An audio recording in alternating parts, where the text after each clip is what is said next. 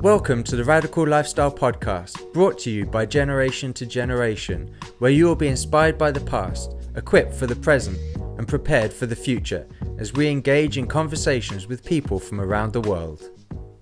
Hello everyone, this is Andrew and Daphne from Generation to Generation, and our guest today is Ashley Phelps. Ashley, for people that don't know who you are, can you just say a bit about where you're from and what you do? Yes. So as Andrew said, my name is Ashley, and I'm actually from West Monroe, Louisiana. We have been asked here to talk about adoption. Our family has walked the adoption journey.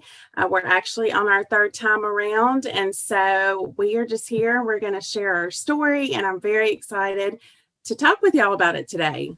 Now, I know you put a lot of videos out there, and for people that want to follow your journey, find out more about who you are, what you're all doing, where can they do that? Yeah, so it was very important for my husband and I to share our adoption journeys. Whenever we were going through the adoption process, YouTube was a huge resource for us just to kind of see other families walking through adoption and what it looked like.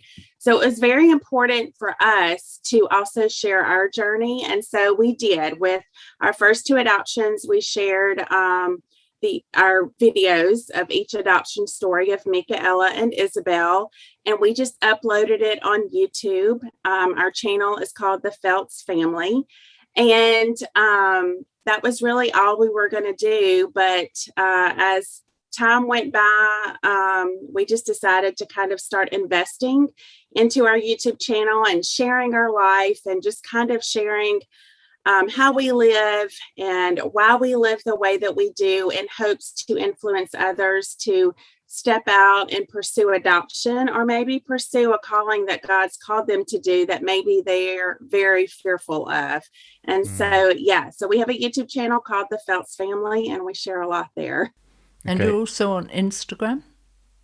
Yes, and on Instagram, I do share some day-to-day stuff, and that you can follow me there at the Ashley Phelps. And then, of course, over on Facebook, we share a lot there as well. And you can just find us under Ashley Phelps. So, we love to share our journey on social media. Any platform that we can get our hands on, we'll do it. Okay. And I'll put those links in the description. So if you're listening, you can go there and they're ready for you to check out. So, Ashley, let's go back a little while, just a little while.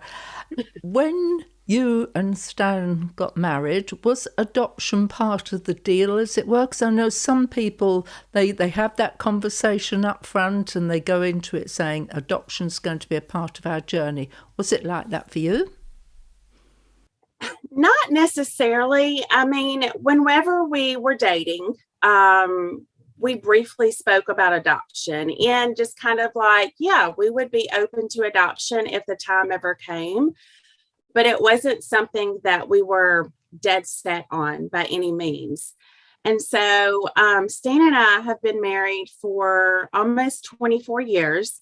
And just to kind of give you a little back history of like who our family is, Stan is a deputy sheriff here in our town. And he has been a deputy sheriff for, I think, 26 years, maybe 27 years. And we have 4 biological kids together. So when we got married, we initially just started having babies and life got busy with 4 kiddos, right? And we have chosen for me to stay home with the kids. So I've always been a stay-at-home mom with all of them. We homeschool all of our kids, and we have from day one. So life just became really busy, and we didn't really speak much more about adoption, just because we live on a one income family. And so we really didn't speak about adoption a whole lot until 2014, when the Lord was like, I got something for you. Well, and one of the things that you've said on your videos,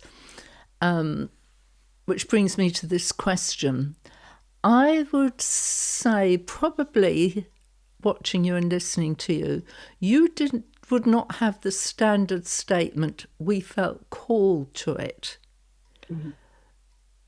Can you unpack why I might conclude that from watching you? Well, goodness. Okay, so like I said, in 2014, we had just moved into a new home.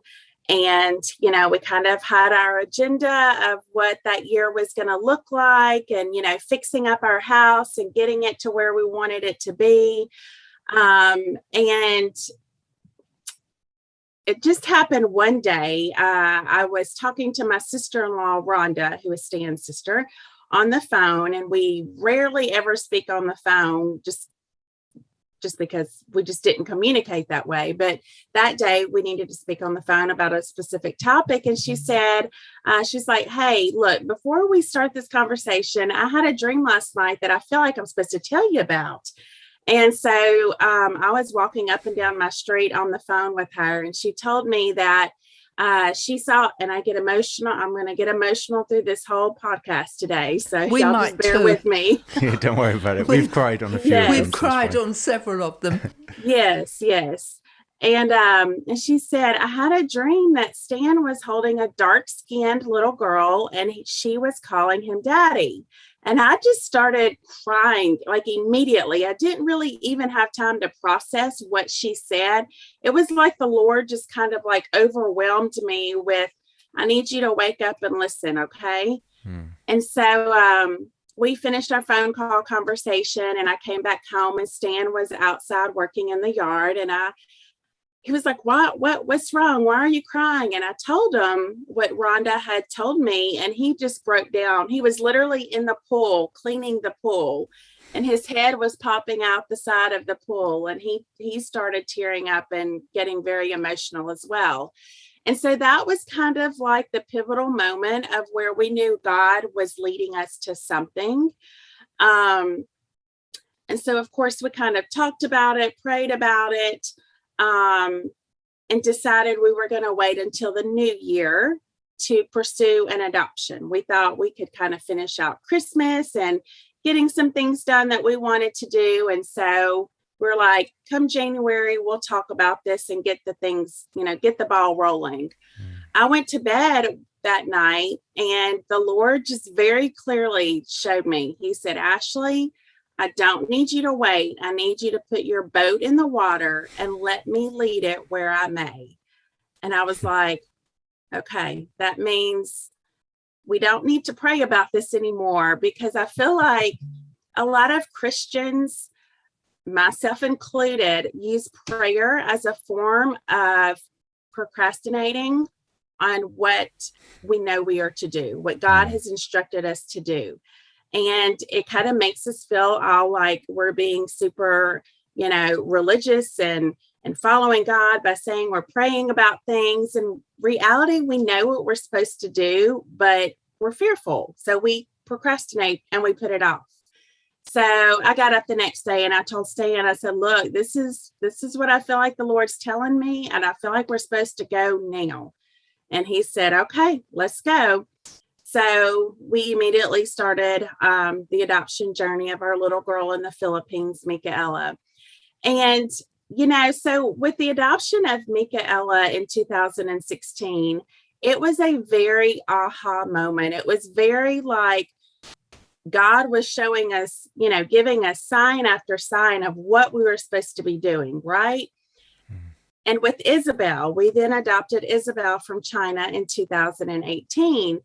And again, her story and how God kind of led us to her was you couldn't miss it, like you knew God was there and he was showing you what to do and when to do. And so, I know that a lot of people, when they're looking to step out in obedience to follow Christ, or they looking to do anything that has to do with their faith, we very much always feel like we need this big sign from God, right? Like we need, okay, God's kind of already instructed us in the Bible to do this, but I really need him to kind of like come down and like flash a big red sign in front of me, right?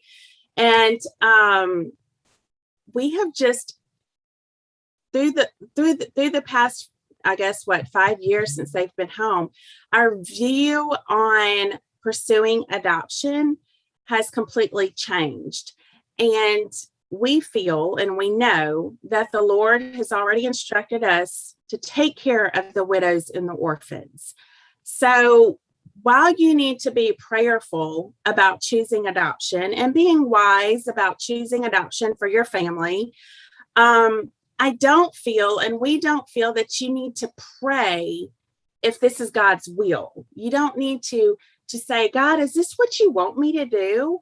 Well, yeah, this is what he wants you to do. He's already instructed you to do that. So why are we constantly like seeking out and trying to find, almost find an out, if you will? Because I know a lot of people, if they don't get the big sign that they're looking for, they're just going to hightail it and go a different direction that's more comfortable for them. Ashley, I'm going to jump in here because you have no idea how much you're singing our song.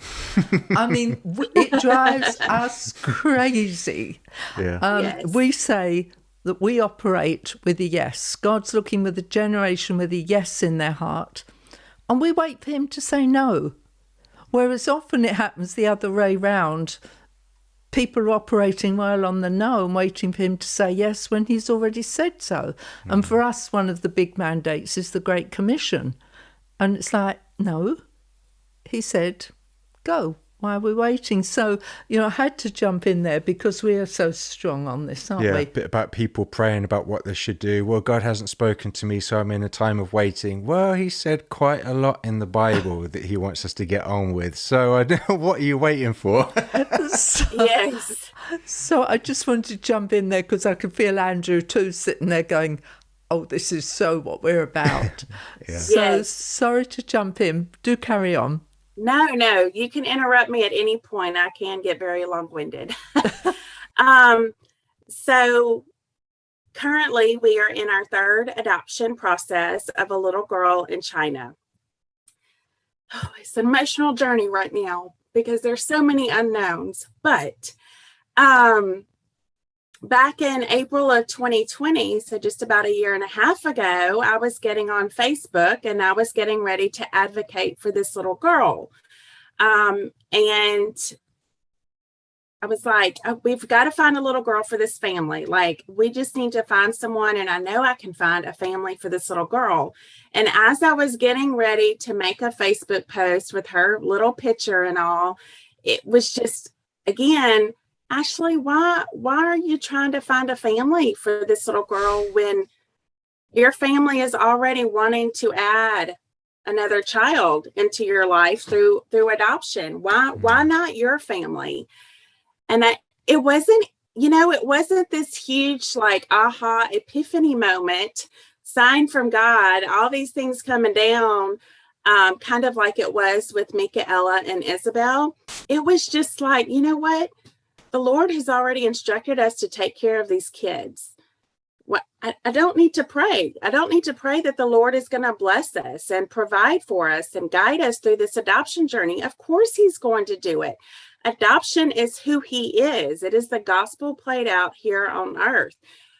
Yes, he's going to provide for us, And so I talked with Stan. We were sitting out on the patio, and I showed him the little picture of the little girl again, and I was like, "Babe, why can't we adopt her?"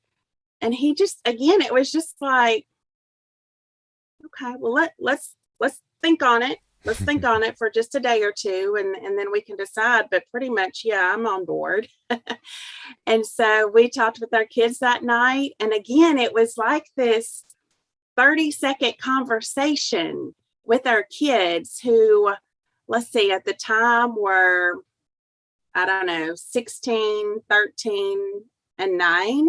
And Addison was, of course, moved out of the home because he's married. But it was literally just a 30-second conversation with them. How do you feel about us bringing in another child, a child who's got a lot of special needs? Are y'all okay with that? And they were like, yes. They're like, why would I say no to, get emotional. Emerson was like, why would I say no to a child who needs a family and we can be her family. He was like, yes. So it was really just this very simple thought process in choosing our little girl that we have in China waiting for us right now, because we have come to the mindset that, like you said right now, he needs followers to say yes. He needs followers who are willing to just deny themselves, get out of their comfort zone, and seek and choose and find ways in their life that they can serve Christ. And so that's exactly why we have chosen adoption, period, but most specifically this third adoption. That's just been our mindset the whole time. Now, there was a moment, and when you were hesitant and your eldest boy pulled you up and pulled you back. Can you tell us about that? Because that was a very profound moment. It was like, it was the other way round from what you've just said. It really was. So to take you back for just a moment, because I know I can jump around and a lot of people don't know our story. Yeah. So in 2014, we started the adoption process. God very clearly told me that there's a little girl in the Philippines that we need to bring home. At that point, Stan and I had not even discussed domestic or international adoption. We knew nothing. I just know that through a series of events, the Lord was like, there's a little girl in the Philippines and you need to bring her home. So that's what we did. So in 2016, we brought home Micaela from the Philippines. Special needs. She's nonverbal and has club feet and neurological conditions and such. But we brought her home and just radically changed our family's heart for sure. I mean, she is such a joy, such a blessing. We knew before we even brought Micaela home that we were going to adopt again. Again, the reason why we have chosen adoption, we already had 4 biological kids. We weren't necessarily looking to add more to our plate of life. Our plate of life was already full. Our reason in choosing adoption is because it was an act in obedience of what Christ had called us to do. So that is why we have chosen adoption. And that's why we said yes to Micaela. And God just through her whole process, working on our heart. And we knew that we wanted to adopt again once Micaela came home, and we just kind of got settled with her. So she came home. She was home, I guess, for probably about 13 months. And I was on Facebook, on an advocacy Facebook page, and I see this little girl, and this story is very emotional. One day I'll be able to say it without the tears, maybe. But I saw, I know, maybe not. And I saw what is Isabel's face. And my friend had gone to China to this orphanage to adopt her little boy. And Isabel was there. She knew about Isabel from the past couple of years, and she saw Isabel's huge decline. And so she shared a picture in hopes to find her family. And when I saw her picture, God started working on me for about 2 weeks. I didn't utter a word to Stan. I just kind of needed to process it myself because, you know, I take these decisions very seriously, obviously. It's a huge decision. But I kind of need to internalize and kind of figure out what my thought process is before I go and even speak to Stan. And he knows that, you know, I kind of like need to internalize things and figure out where do I stand on this? Because I knew we weren't ready for another adoption yet. Like we had things on our agenda list to get done. And then we were going to start another adoption of wherever, whoever. So anyways, 2 weeks went by, finally met Stan, went and ate at a local restaurant. He was on duty in his uniform. I was meeting with him because I knew I needed to say, hey, look, I really feel like God is telling us we need to bring this little girl home. And I was sweating bullets the whole time. And we finally got down to the last 10 minutes of our lunch date. And I just threw the phone at him and I just boo-hooed. And I was like, I feel like God is saying we have to adopt this little girl. And here he is again in his cop uniform, people everywhere. And he just threw his hands on his head and he was like, Ashley, we're not ready. It's not time. And I was like, I said, Stan, I said, my flesh does not want to adopt this little girl. Like, she is scary. She has a lot of conditions. She has a lot of needs that scare me. And I don't feel like I know how to take care of a child like this because she's blind and nonverbal and severely malnourished and severely neglected. And like, I know I can love her with my whole heart, but I don't know how to take care of a child that's blind or neglected or like who's had 5 years of trauma. But I told him, I was like, but I cannot be that person. We cannot be that family that says, because your needs are so great, you don't deserve a family. I said, I cannot be that person. So I just poured my heart out to him. He left. He said, all right, God, you've got 24 hours. Stan likes to kind of tell God what to do.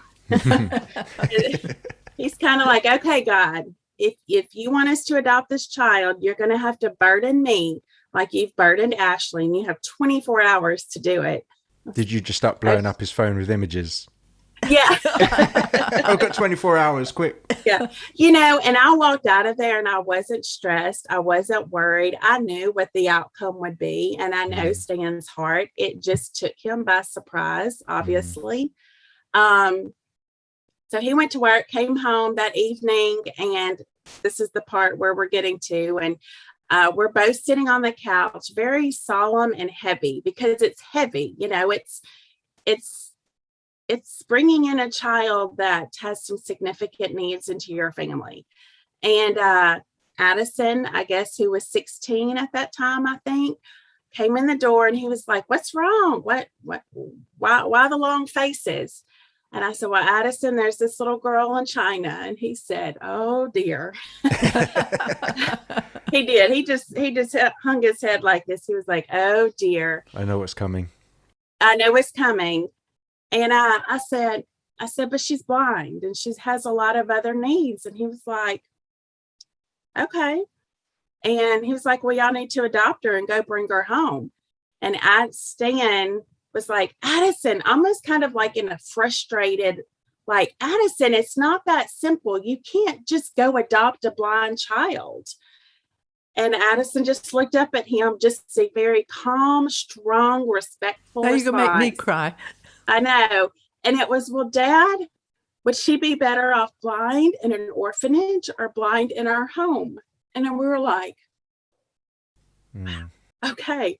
So Stan was speechless, and he's never speechless, but he just sat there and he was like, and of course, Stan, okay, well, where are we going to get the money?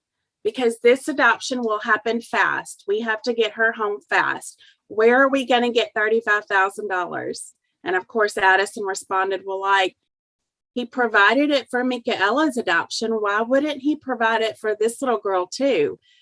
And so again, just kind of left speechless at the words of wisdom that came out of our 16-year-old's mouth that I know was God-given. It was exactly what Stan needed to hear. And so Stan woke up the next morning and he came in, he was like, all right, let's go get her. So we started the adoption process, and because her needs and her decline were significant, we were able to expedite her adoption case.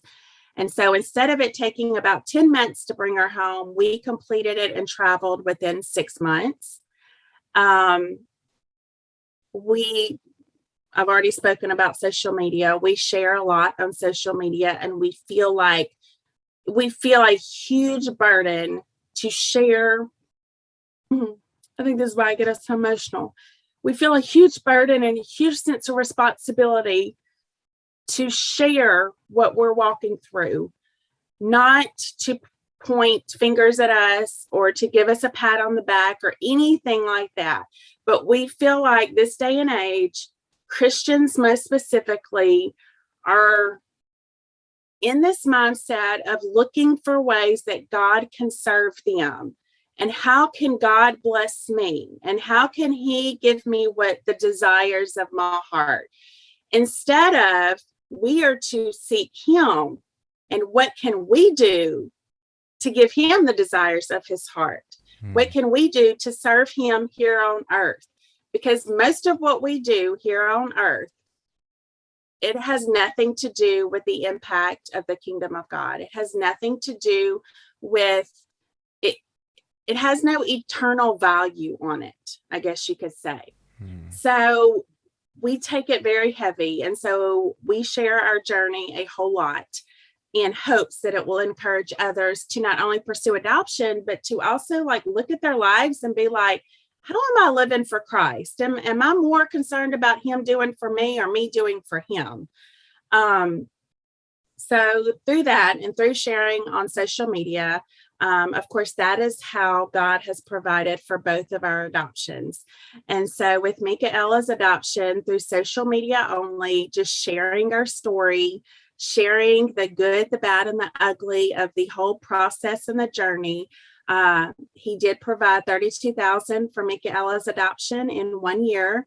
And with Isabel's adoption, he provided $35,000 in 13 weeks on social media alone. And so it just, in our heads and our hearts, like we know, well, I guess in our hearts, we know God's going to provide. He's a good God. Like he wants to provide for you. He wants to bless you, right? But you still are like, oh my gosh, maybe he's going to like leave me dangling and run off and forget about me and leave me with this huge burden of financial strain. But he didn't. And it's amazing.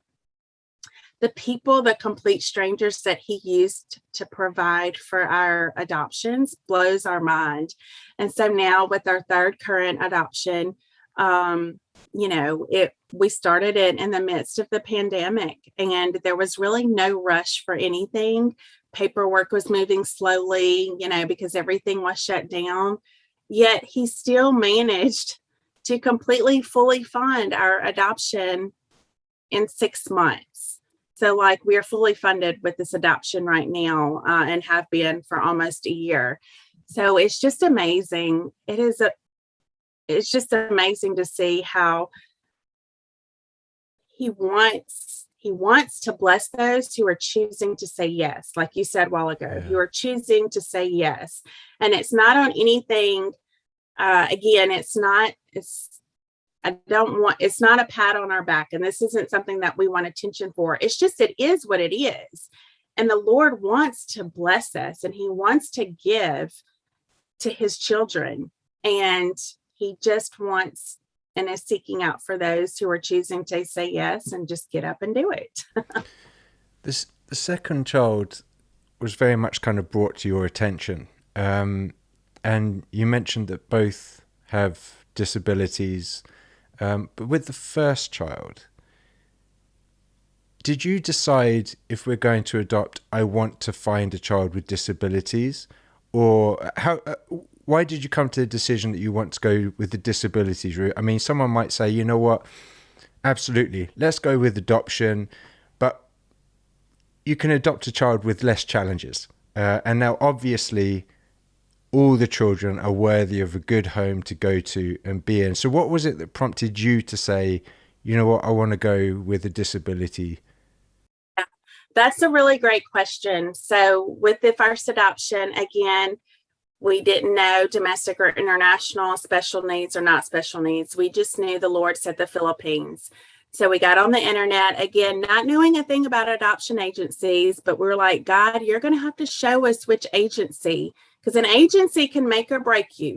There's really good ones, and then there's some bad apples out there.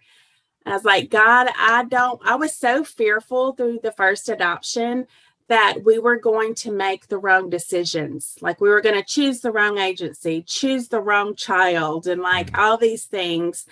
And so we just put it back on God. And I think that that's like I feel like that is something that we want to remain in control. We feel like we have to kind of control everything. And of course, that brings on a lot of stress, a lot of anxiety, a lot of fear. And so in that first adoption, I was like, God, I have no clue what I'm doing. Like, you're going to have to show me where, when, who, and how. And he did. He showed us which adoption agency. We chose an amazing adoption agency.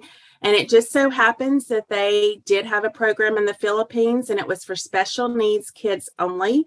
They didn't have a healthy track at that point in time. And so we're like, okay, well, that's what we're doing. Well, let's just go for it. So you get down to filling out the mountain of paperwork, and you get to the form where you have, it's probably 3 or 4 pages long.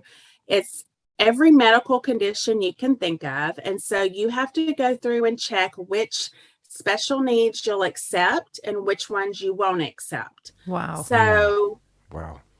It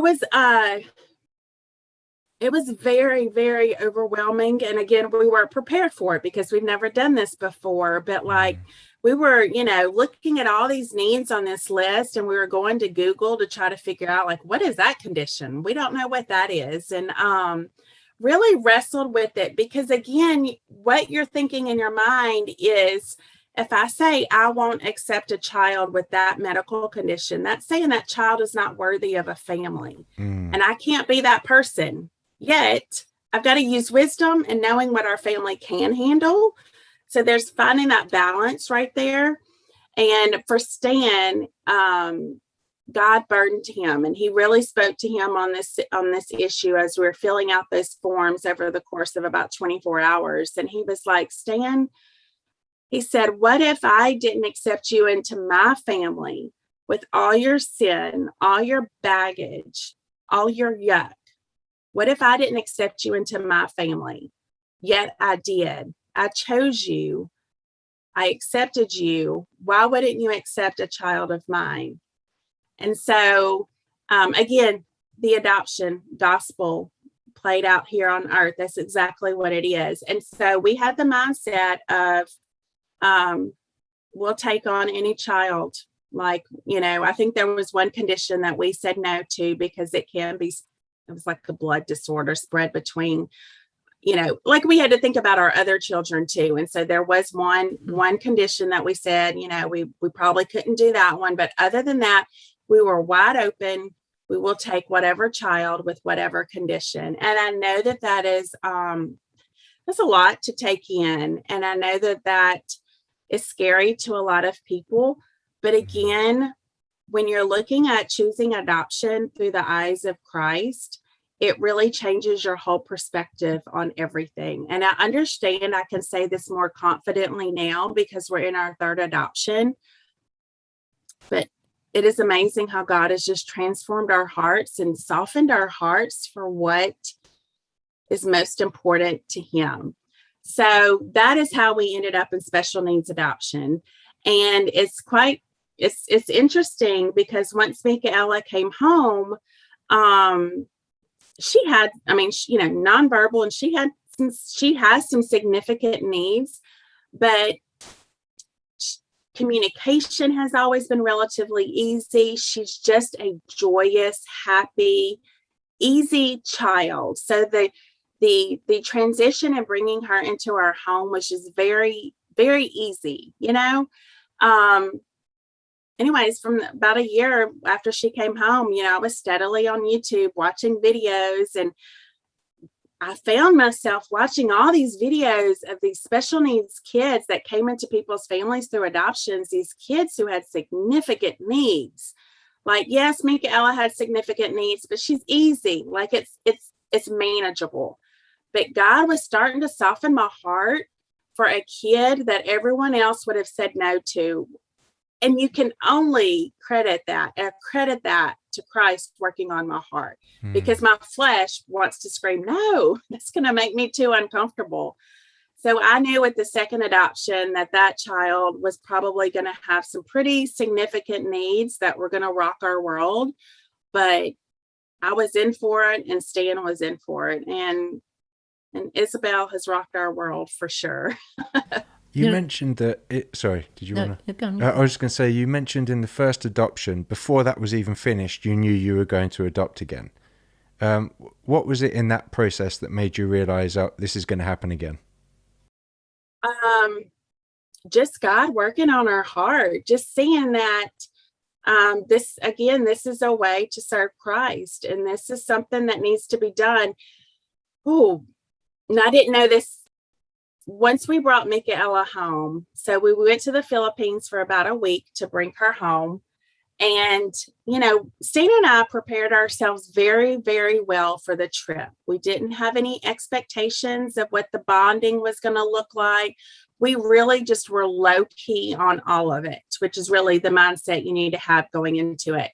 But one thing that we were not prepared for was, so we got to spend 2 days at her orphanage, which was an amazing organization, amazing small little orphanage. And we got to spend one-on-one time with all the kids there. They had like 15 kids. So we became really connected with all of them. The second day when we had to leave and we were taking Michaela, we were not prepared for looking backwards and seeing the gate shut and all their little faces were sticking out of the gate and out of the bars. And Michaela was happy as could be. Michaela was happy as could be and content with going with us in a car. But like Stan and I just were overwhelmed with emotion, because what we realized and what we weren't prepared for was a lot of those kids are not going to have families come for them. So that kind of was like the nail in the coffin, I guess you would say. And we were like, heck yes, we're going to adopt again, because there's so many kids. There's so many kids that are just never going to have the opportunity to have a family. And we need to be that family for as many kids as we possibly can. So, yeah. Yeah. We're Andrew is not. Trying to hold ourselves together. We knew we were probably going to lose it in this one. Most people are only hearing it, so they can't see what's going on. But, oh dear, actually, we knew this was coming when we invited you on. I want to just say something that I was impacted by, and then move this on a bit. I have, by watching your channel, the heart of the Father, it is imprinted into me more of the heart of the Father, which I know is your ultimate goal, that we would know him and we would know how we have been adopted. And I think there was one moment that I have played several times. Now I'm going to lose it.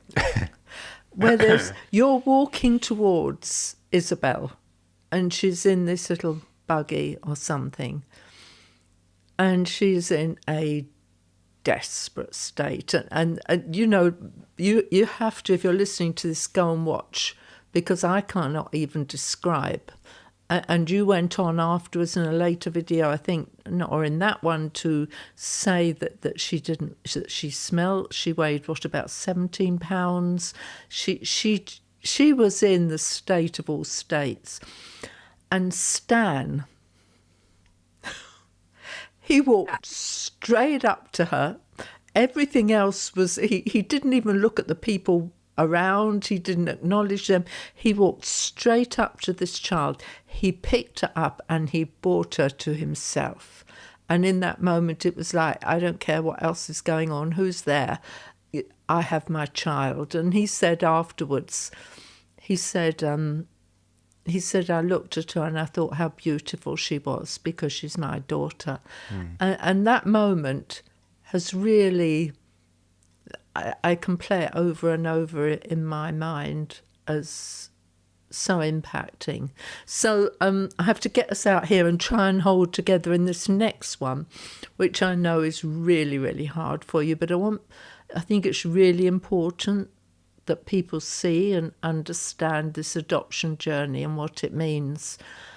So you have this child, I think it's Lily Grace, you've called her, and the adoption process got as far as it could, and along came COVID. Now, if you can hold together, would you like to tell us what has happened on that journey? Yes. Yeah. So pretty much, we said we can be the family for her. We're fully capable of taking care and bringing in another child to love. And we started the adoption process for Lily Grace. That's what we're going to name her.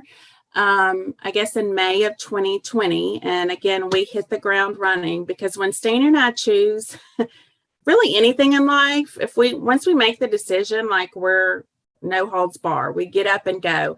But especially with adoption, we move extremely fast. Like, we're always a couple steps ahead of the game, because on the other end of all this paperwork is our daughter, right?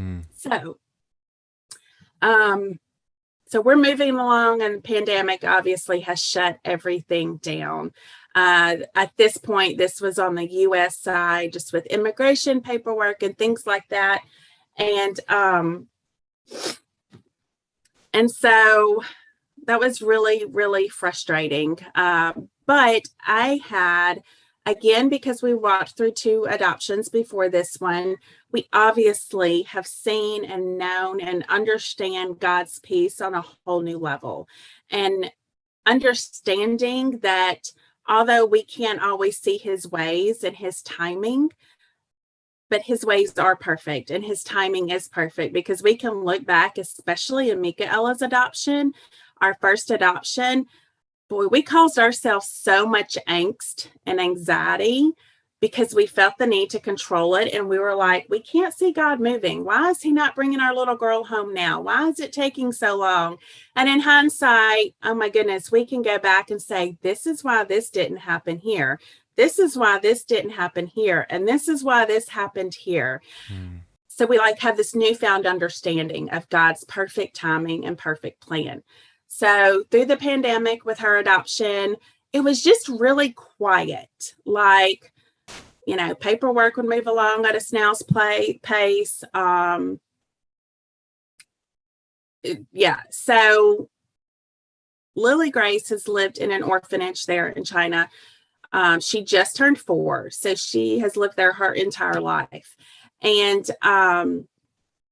in that same building as the orphanage is another facility called Eagle's Wings, which is a foster care facility. It is a nonprofit organization ran by an Australian woman who's about 73 years old. She started this about 20-something years ago. And what their mission was to get some of the special needs kids out of the orphanage downstairs every day and bring them upstairs and give them some schooling and physical therapy and just to spend some one-on-one time with them, because I'll remain very neutral with my words, but the living conditions that these kids live in is terrible. It's terrible. And I think if people walked into an orphanage and saw what these kids live every single day, they wouldn't think twice about going to bring one home. So Lily Grace was living in not a great situation, and Eagle's Wings knew it. So they would bring her up as often as they could. And they had been advocating for her for about the past year that they could get her permanently to come live upstairs in the foster community, which is like a set of apartments. And they're all like brothers and sisters and moms and dads. And it's as close to a family environment as you possibly can get. And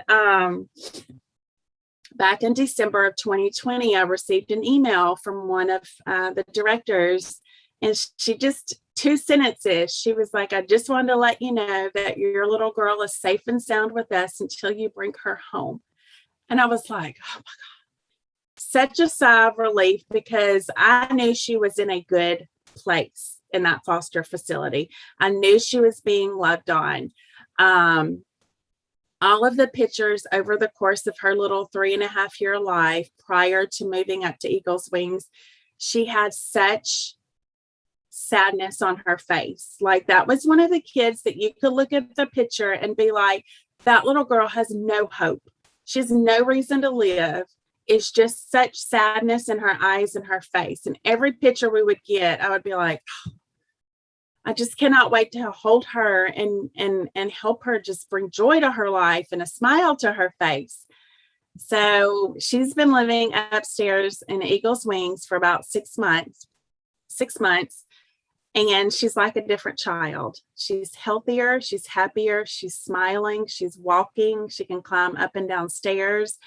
It just did our hearts so good because, we don't know how long adoptions are going to be halted in China. Like, we don't know if it's going to be another year, 6 months, 2 years. We have no clue. So to know that she was out of the orphanage and put into this great facility was a huge blessing. So luckily, the directors and I keep in touch on social media, and they send me pictures and keep me updated, which is another huge blessing because a lot of families, they'll go 6-8 months and never hear a word about their child that they're adopting, never get a picture, just, question marks everywhere because they don't know anything. So I'm so thankful that we do have the contacts that we have and that they are such lovely people. So Stan was just saying, literally about 2.5 weeks ago. So Stan is writing books. And so he's going to write a book about Michaela's adoption story, and then about Isabel's, and then about Lily Grace's. So we were just kind of going through the thought process of that. And, we had so many aha moments and big pivotal moments with Michaela's adoption and then with Isabel's. And it seems like with this current adoption, it's just been very quiet. Like, he's like, I'm not really sure what I'm going to be writing about. I mean, we know what we're going to be writing about, but it was just really quiet. You know what I mean? Yeah. And about 3 days later, we get an email that that Lily Grace and 3 or 4 other the little kids from Eagle's Wings were just come and taken and moved to a different institution. And nobody knows where. No one was given a heads up. No one knows why. But that's how things are done in that country. They just kind of do what they want. They don't really answer to anyone.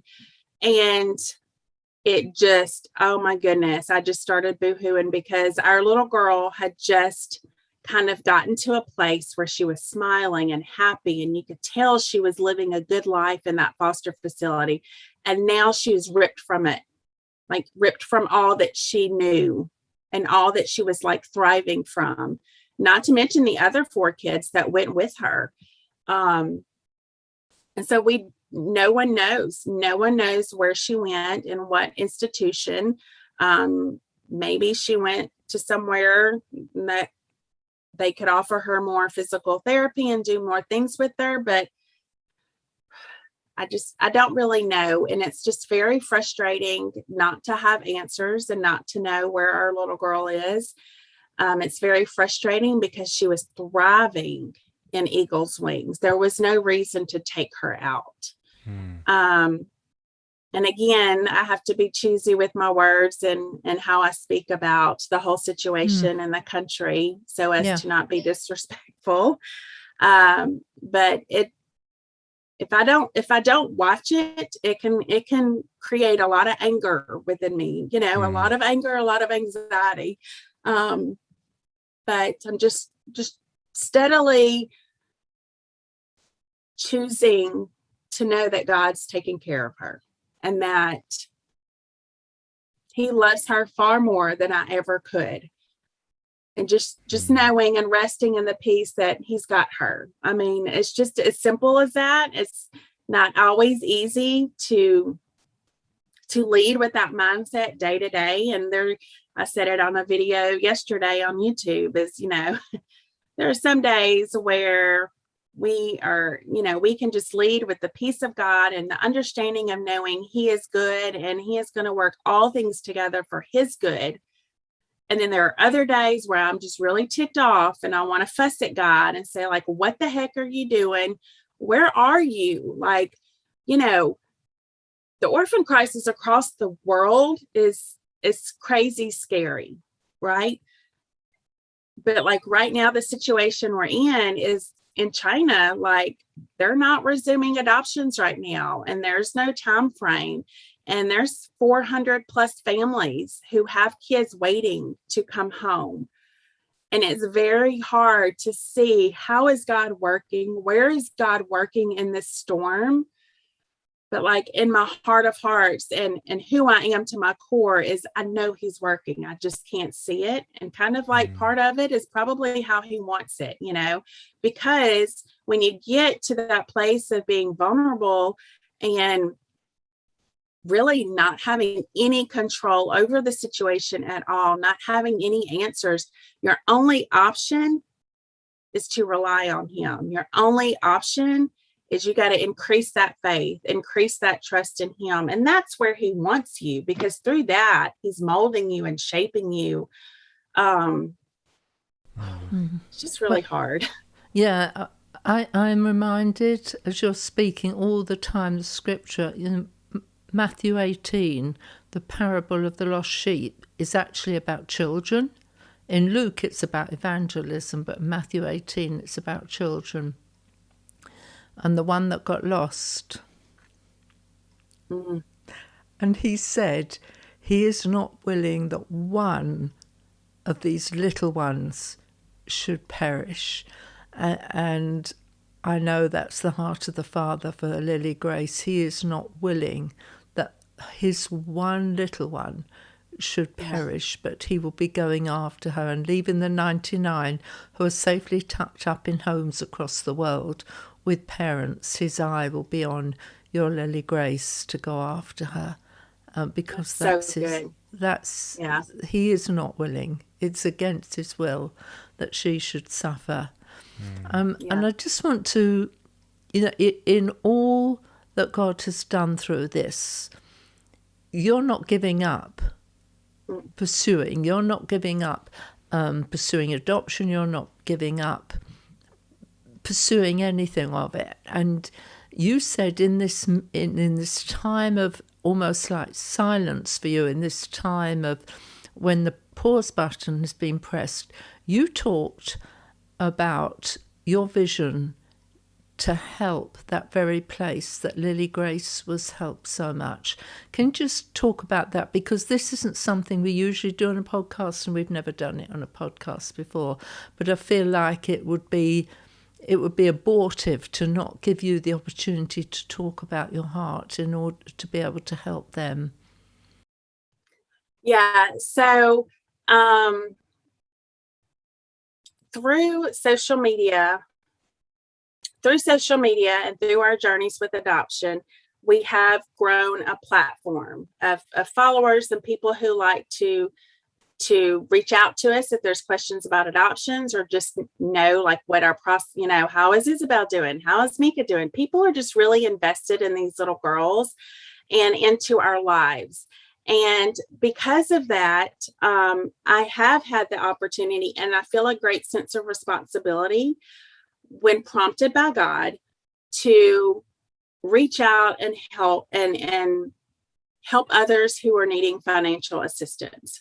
So I have done that multiple times on Facebook, just saying, hey, y'all, we have this family who's getting ready to travel, and they are really tight with their money. Can we raise them some funds? And like I said a while ago, I want to make sure that's very, very clear, because like I said at the beginning of this podcast, I internalize a lot of things before I ever speak or act on them, because I want to make sure that it's God. I want to make sure that it's God led. Yes, maybe it's a nice heartfelt gesture or whatever, but like, I don't want to do it because it's heartfelt or whatever. I want to do it because God is like, here's what I need you to do right now, Ashley. And so I've done that multiple times on social media, and it's been successful. And so over the past few months, I have felt that prompting from God. Yet I always want to kind of dismiss it, because I don't ever want to be someone who's getting on social media asking for money. Like, that's not who we are. That's not my heart. But yet God was just steadily pecking away at me over the past few months. Because what I know is Eagle's Wings, the foster care facility, is a nonprofit organization, and they do amazing work, and they pour into these kids They do some amazing work, y'all. And I know, because the director has told me, the pandemic has obviously affected their donations and sponsorships that are coming in, and it's greatly affecting their ability to pay the caregivers.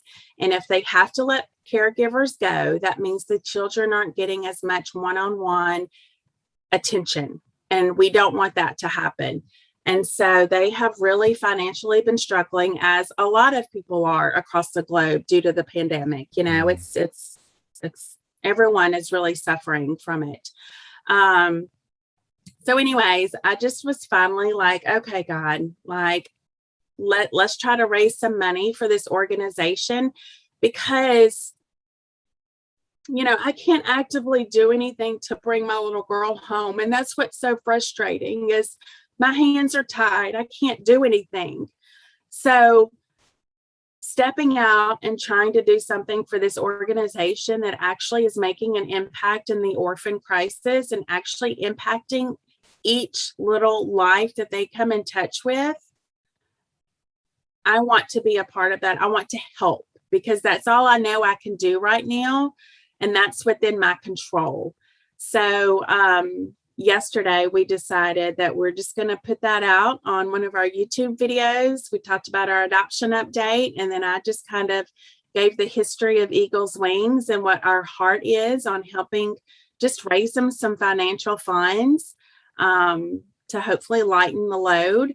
And so that's what we're doing. It does take about $20,000 a month to run Eagle's Wings. And I mean, I'll just be real honest, y'all. It's very scary. And that's why I procrastinated on doing this fundraiser and the adoption and the video on YouTube, is because I was really scared to put out that I want to raise $20,000 for this organization. Like, that's a lot of money. And I want to put that out there because I want to be bold with my request. I want to be bold with my prayers. I'm like, God, like, let's do this for this company. Let's do this for this organization. Yet I don't want to be like, you know, not being able to reach that goal. Does that make sense? I was just scared of the big goal, scared of it. So I talked to Stan. We set it at 10,000, but y'all, I'm really praying and hoping that the Lord just provides and we can at least raise about $20,000 for that organization, because they're so deserving. And I can tell just through, you know, emails with the directors that they are just very burdened, very, very burdened with the financial situation that they're in right now. And if we can play a small part of that and help them out, then I feel like they need our help, you know, and they deserve our help, because they're the ones in the trenches.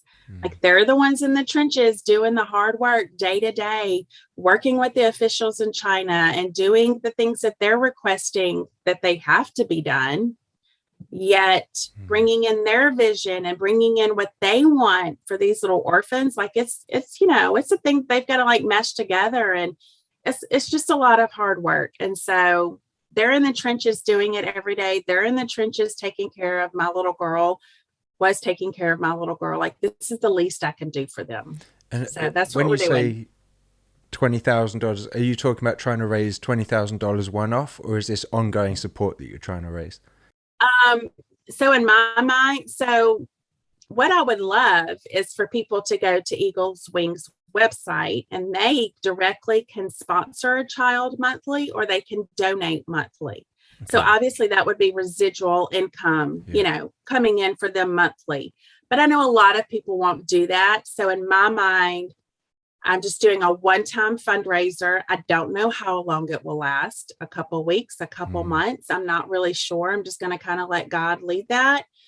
But I would love to at least raise $20,000 that we can just send to them, and they can use however they see fit. And what are the websites? Where can people go to do that? And I'll also put these links in the description box. Yes. Yeah. So I believe it's Eagles. You're going to have to put the link. I think it's eaglewings.org or eagleswings.com. And they also have a YouTube channel. It's called Chinese Assistance for Orphans. So you can they just put up some videos and stuff, just trying to share what they do.